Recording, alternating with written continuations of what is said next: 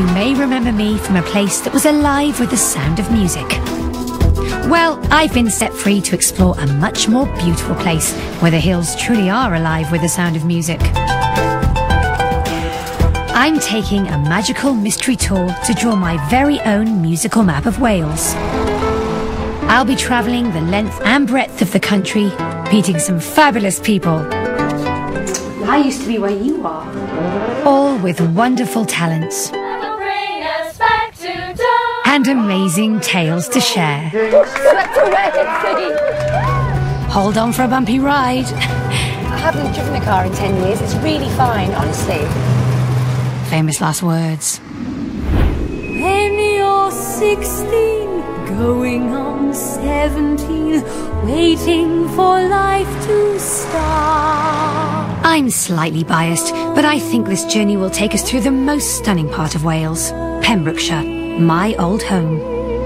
I'll be going back to many of my old haunts as I travel the country and coast of God's own county. It's going to be a beautiful ride. And my travelling companion is one of the very few remaining Welsh-built cars, the Gilban, or Gilbert, as I've christened him. We'll get there, Gilbert, come on. His age and my driving have been a challenge, but I'm confident now I'm back home. I know these roads like the back of my hand. Pride before a fall. As I drive across the Preseli Hills towards the first destination on my map, I think I got time to stop off to let you into a little secret from way back when. All those years ago, locals would spot a waif-like girl walking across the beautiful hills, and if they got close enough, they might even think I was more than a little odd. I didn't talk to myself, but I did sing to myself. Little did I know. The hills are alive with the sound of music, with songs they have sung for 1,000 years. I've probably sung that song 1,000 times in theatres around the UK, but if I don't get a move on, I'll be in trouble with my first ever singing teacher. You know, the thing about Pembrokeshire is that it has lots of windy lanes, and where I lived growing up, there were many a winding road. And I used to bomb down these roads on the way to choir practice in my clochog, and that's where I'm headed now. Long and winding road to my clochog in the Gilbert.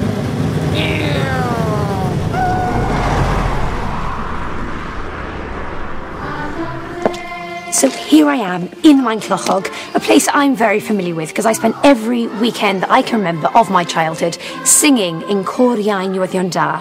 Now that's a fabulous choir led by Maren and Lewis, and they're in there at the moment rehearsing for an Eisteddfod, so I'm here to surprise them at their dress rehearsal.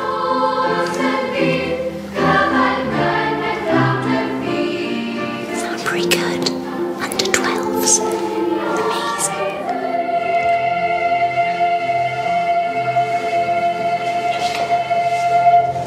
Young. Hello. Surprise!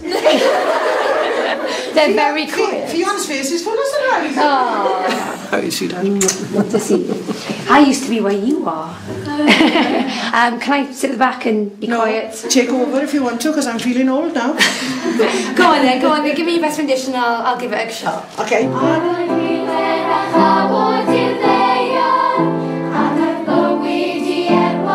Being here brings back so many memories, and my first lesson with Marilyn really cut me down to size. And I went to the singing lesson thinking, I'm quite good, yeah.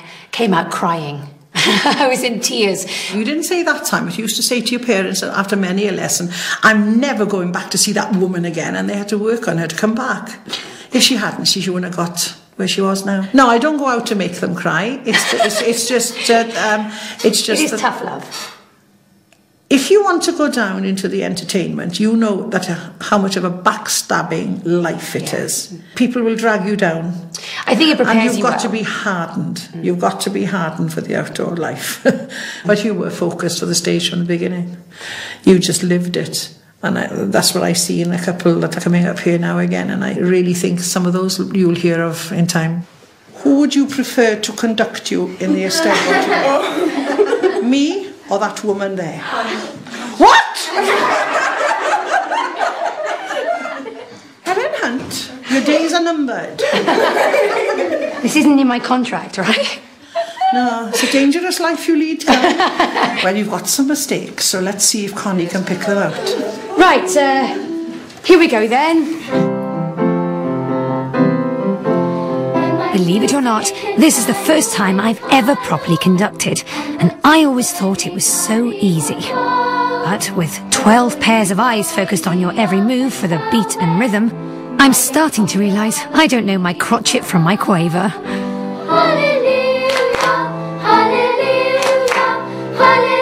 For me and the children, this Eisteddfod's no laughing matter. If we don't keep the little Eisteddfod going, there won't be any big ones. You have to feed the big ones. You have to. So this kind of Eisteddfod in Little Brimberian in North Pembrokeshire is really important. Very important to us. And it's a great platform, I think, which other countries don't have. We don't have. No. This is why we're called the land of song, isn't it? Definitely. And you know what I said about leaving singing lessons crying? I could leave my conducting lesson in tears too. Right, okay, well, we're at the ending. Maz, you've come to save the day. Look at that. Do you know, I really think I have. Yeah, well, if we're going to win, we might need your help. Conducted a strict 4 metre. Okay. Conduct a strict 4 metre. What does that mean? 8, da, 3, da. Okay.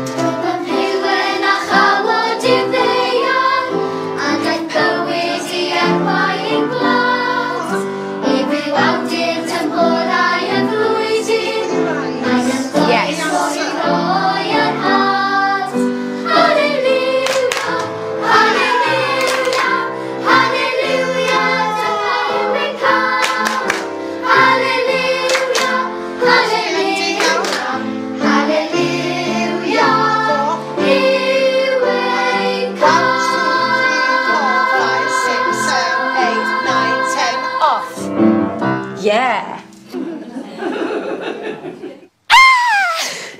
Okay, there's a part of me that's laughing and smiling. The other part of me is really nervous because I now have a new song to learn how to conduct, learn the words, and learn to clap in time. How am I going to learn this? I'm really, really nervous.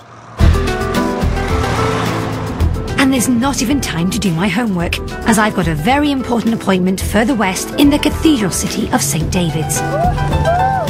But I can't resist going the pretty way to revive sweet memories and pass through some old haunts. It's a bit weird coming back. It's like a little musical time warp. Let's do the time walk again. Hands on the wheel at all times. I love Newgale. 7 miles of beach. Did you know that? 7 miles. Who could get bored of that? I don't think there's anything nicer for me than to come home and come to Newgale. So I used to hang out here as a teenager. This was my misspent youth. Hanging around, did a bit of bodyboarding, once maybe. Throw pebbles at bottles, have bonfires, barbecues, bit of camping. What more could you want? Maybe a bit of singing as well. Even the summers were hotter back then. But enough nostalgia already, as I'm moving seamlessly on from Beach Boys to Choir Boys. I'm heading up the coast road to a very different place with a very different musical tradition.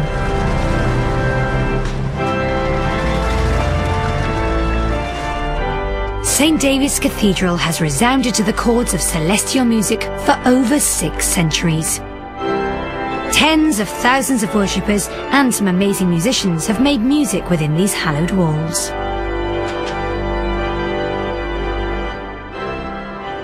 I haven't been here since I was a teenager with a John S. Davis choir, and we came here to perform Handel's Messiah. You know the one?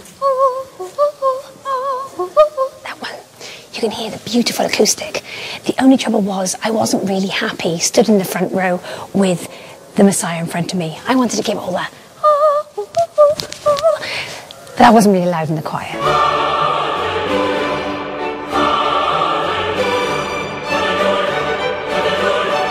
And if there's one instrument other than the human voice that feels perfect here, it's the organ. I've got an appointment with cathedral organist Alex Mason. He might even let me have a go. Alex, thank you so much for meeting with me. You're possibly the hottest organist I've met. You're quite young. So tell me, what's the actual link between the organ and music in worship? Why not a flute? Why not a fiddle? The reason the organ won the day was because of its sheer power. And, you know, as congregations grew, you needed an instrument which could really lead hymn singing. Now, just from observation, playing the organ's quite a dance, isn't it? You sat there and your legs don't actually touch the ground. Organists are probably the most athletic musicians on the planet. And, you know, you have to be able to kind of almost balance from your sitting bones and kind of reach the keys and use your feet at the same time. So you've got a good six-pack? Absolutely, yes. I was wondering if you could teach me maybe a tune on the organ. Is that possible? Yeah, I think so. Should we go on up? Let's do it. After you. So we're in the nerve centre, where the magic happens, where the music all happens. Yeah. Where do you start? I mean, what do all these knobs do? Well, each one controls a different sound on the organ. So, yeah, we've got some which are called flutes. Oh, I play one of those. And they sound like flutes, really. Oh. Very serene, lovely, really gorgeous. Exactly. On top of the 1, 2, 3, 4 layers, Yep. there how many? There are 30 stops. You've got, what, 15 pedals as well? Well, yeah, we've got a whole keyboard down here, so I can play tunes or just bass lines with my feet. Just have a listen to this.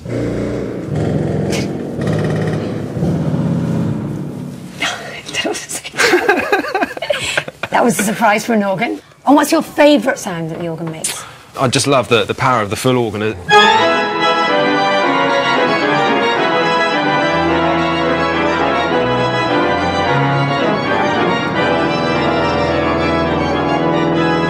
I love it. And your feet are doing a little tip-tap dance Yeah, routine. exactly, yeah, the feet are going to. Okay. Should we Bit of swap a lesson. places? Okay, Yeah. right, fine. Oh, gloves are off. That's it. Whoop. Pull out all the stops for this. Oh, do you want to have all the stops? Oh, no, I was joking. Go on, do it. Just play a really big chord. Yeah. Now with your left foot, play the bottom C down there. You see that? Yeah, the bottom C, quite obviously, the bottom C. And I'll put that chord on top. So these are notes as well as these? Yeah, exactly.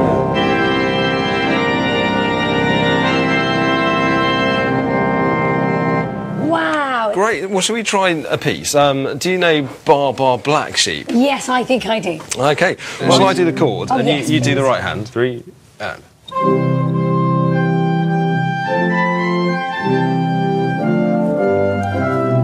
Nice.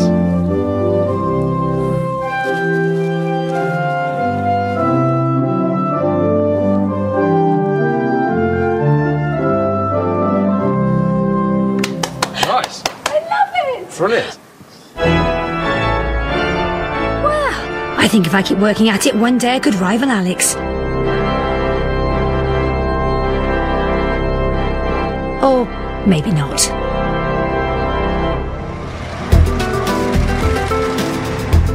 But no time for an encore, as Gilbert and I are back on the road again, heading some 20 miles further up the coast. But my vintage ride seems to be having a bit of a senior moment. It's a bit worrying when Gilbert does that, especially with a big silage lorry going past. This part of Pembrokeshire has of course been hugely influenced by the sea, in work, play and music. My next port of call, Fishguard, has been a port for centuries, welcoming sailors, travellers and a range of musical influences. All my life I've lived in Pembrokeshire, never been down here. And I'm about to discover exactly what I've been missing, as I'm going to find out about the local tradition of singing sea shanties. Yarmouth town there lived a man, and he kept a tavern by the strand. This landlord had a daughter fair, a plump little girl with long blonde hair. Sea shanties like this were heard on ships and in port. Gary Jones is determined that they still be heard for many a year. What we have got here is a port which at one time had 150 sailing ships. And sea shanties are work songs. So the guys who used to work the ships here were quite well known for singing as they worked. The whole idea is, for example, if you've got a beat, you're busy pulling together 1, 2, 3, 1, 2, 3, 1, 2, 3, and so on. And different songs for different jobs. So you had long haul, short haul, pump shanty. So if you put working the pump, you worked a different tune again, different time beat. It was always said that the sea shanty could improve their performance by 25%. Really? So in other words, that if you a crew of men all pulled together, the sea shanty would make them work quicker and better. I reckon I should do it while I'm house cleaning. I might get a bit more done. I think you could. So can anyone join in on the sea shanty? Oh yes, you don't have to know the words at all. Only one person knows the words, and that's the guy who's the shanty man. He sings the verse, and the chorus then you pick up.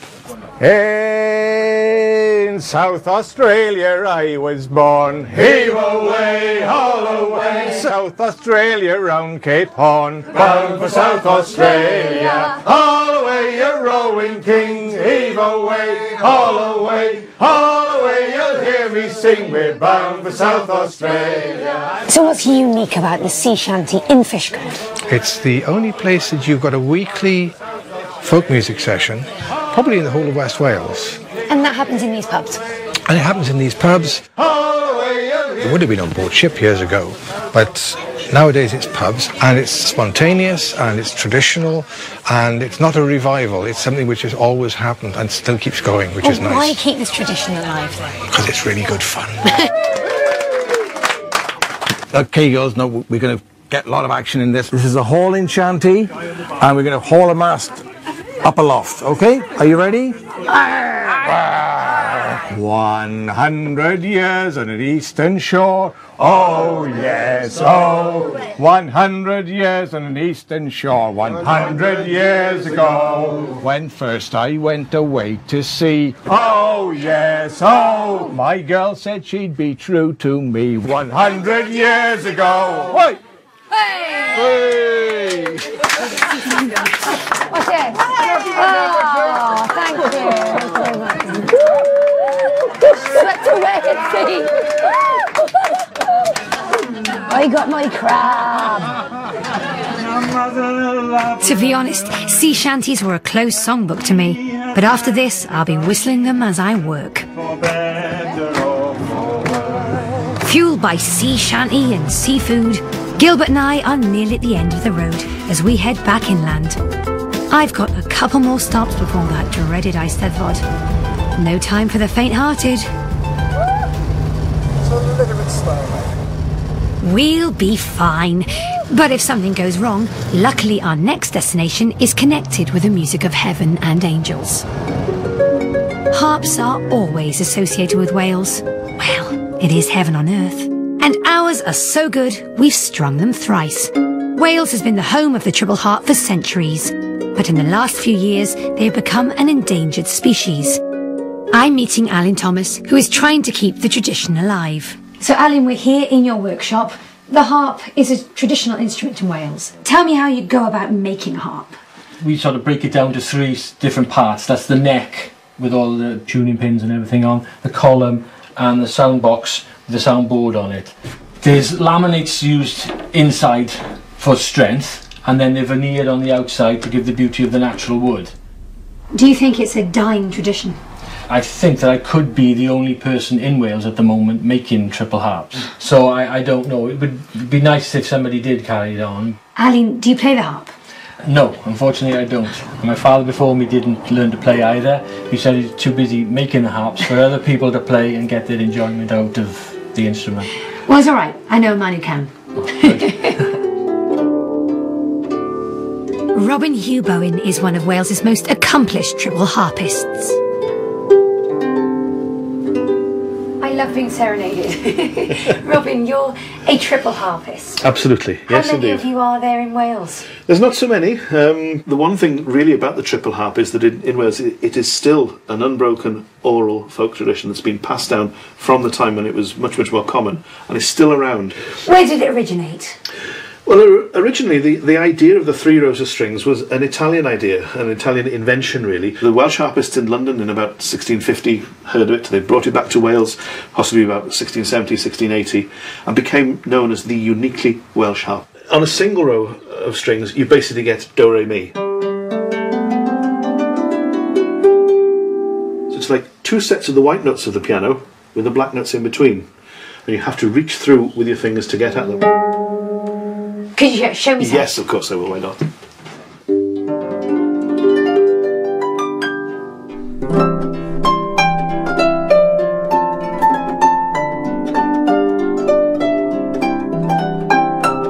Something as beautiful as that has to be preserved. I'm travelling some 15 miles to meet someone who recently had the hottest gig in town.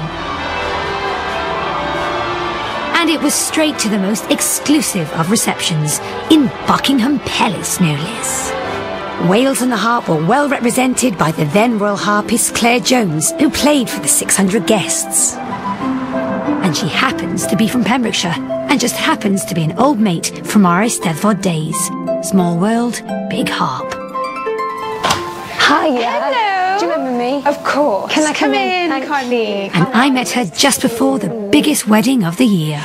Do you remember the Eisteddfod days? I do, more than ever. Yes. I never thought I'd be playing with a royal harpist then, but you don't look so glamorous in this shot. Thank you, Connie. How on earth do you go from Pembrokeshire to the palace? I was asked to perform for His Royal Highness the Prince of Wales as a private audition, and Prince of Wales stood pretty much where I'm standing here, this close, listening to me. No way. Is he a bit hard of hearing? Do it again. Now I've performed for the royal family and Her Majesty the Queen probably on about 150 occasions over the last 4 years. So that includes kind of like private performances for Her Majesty where she's come into the room and sat, you know, a few feet away and I've performed. And no so way. yeah. Can I maybe be the Queen for a second and maybe be serenaded by you? Of course you can, of course. Right, I'm going to take my suit here. Oh, Claire, would you please play me a tune? I do like your playing.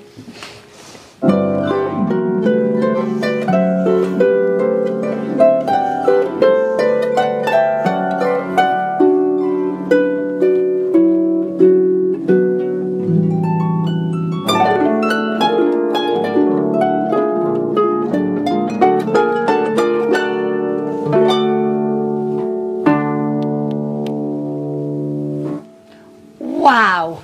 Do you know what? Your neighbours are lucky people. And there's such a passion when you're playing as well. Where does that passion come from? It's such a huge part of our history and culture and heritage, isn't it? You know, and I think it comes naturally really pretty much to a lot of us. Can I maybe have a plug? Of course. Have a go. So take a seat. If you just hold the harp between your knees there. Gosh. And then you just use one hand and then followed by the other.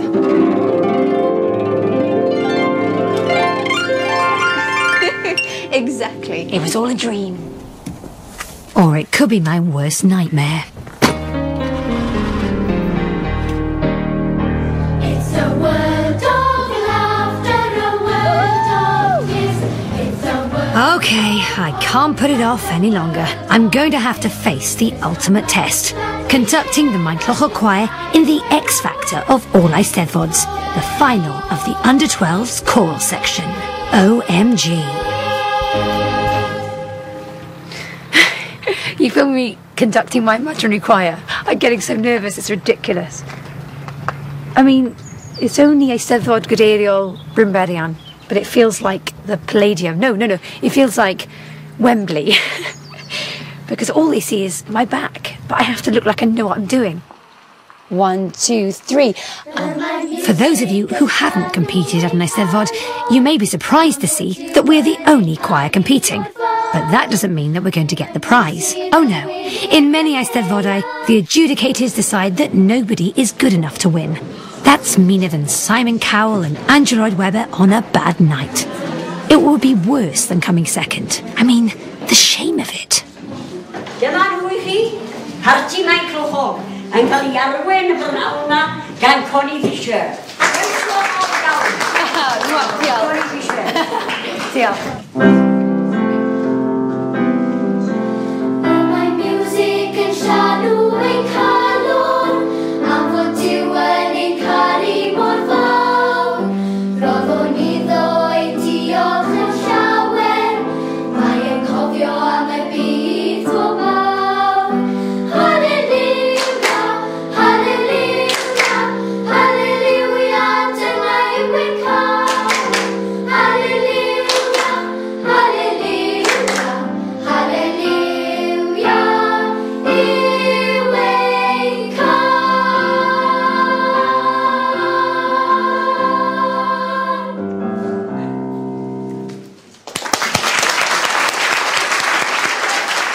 The official adjudicator's making too many notes for my liking.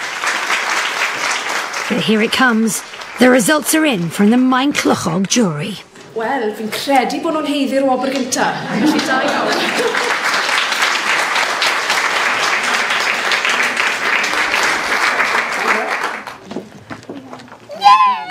Congratulations, guys. You won. How'd you feel?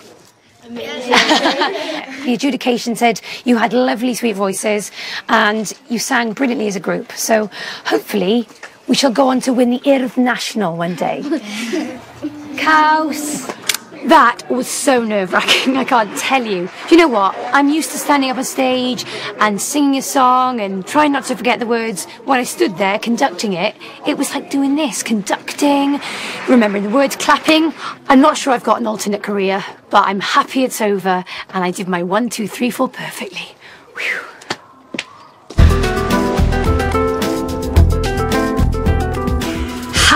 Despite the doubters, Gilbert and the driver have made it back to the very beginning. And what a magical musical map we've drawn. Well, it's been an amazing journey. I've seen some stunning landscape, I've caught up with old friends, and I've heard some incredible homegrown talent. And Gilbert and I have proved that Wales is truly alive with the sound of music. Now, it all went so well, and the weather was so lovely, that I did have 1 or 2 moments. Are you sitting comfortably?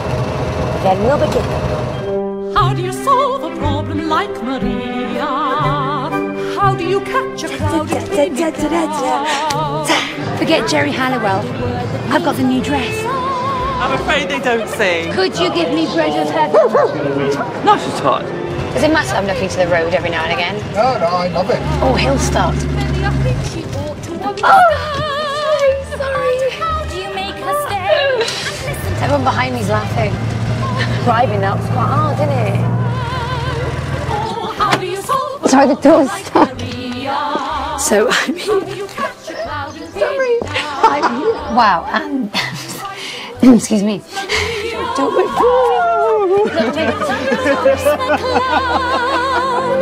Many a thing you know you like to tell her. Many a thing she ought to understand. You look a bit Mick Jagger.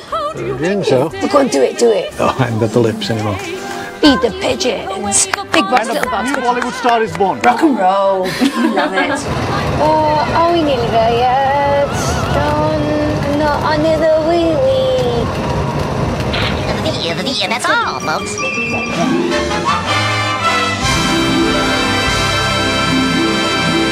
That was the last in the series. Next tonight on BBC One Wales, Whitney struggles to adjust in EastEnders.